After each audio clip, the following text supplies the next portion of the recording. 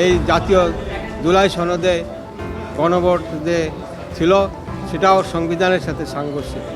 জাতীয় জুলাই সনদ ও গণভোট সংবিধানের সাথে সাংঘর্ষিক, এই দাবি তুলে হাইকোর্টে রিট করেছেন এক আইনজীবী। 2025 সালে জুলাই সনদের বৈধতা নিয়ে কেন এই আইনি চ্যালেঞ্জ? এই রিটের ফলে কি জাতীয় রাজনীতির সমীকরণ বদলে যাবে? বিস্তারিত থাকছে প্রতিবেদনে। হাইকোর্টে করা রিটে দাবি করা হয়েছে জাতীয় জুলাই সনদ 2025 সংবিধানের মূল কাঠামোর সাথে সাংঘর্ষিক। এই জাতীয় জুলাই সনদে গণভোট যে ছিল সেটাও সংবিধানের সাথে সাংঘর্ষিক।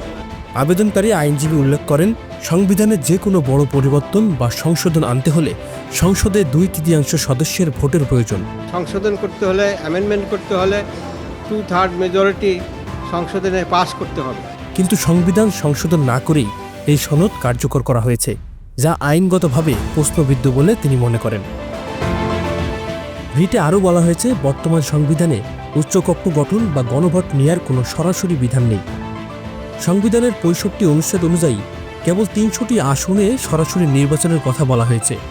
ফলে সংবিধান সংশোধন ছাড়া উচ্চকক্ষ তৈরি এবং সেখানে দলীয় মনোনয়ন দেওয়ার প্রক্রিয়াটি সংবিধানের সাথে সরাসরি সাংঘর্ষিক বলে আইনজীবী দাবি করেন।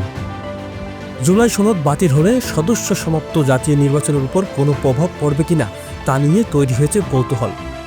আইনজীবী মতে এই রিটের ফলে সনদ বা গণভোট বাতিল হতে পারে, তবে জাতীয় নির্বাচন বাতিলের জন্য আলাদা রিট প্রয়োজন।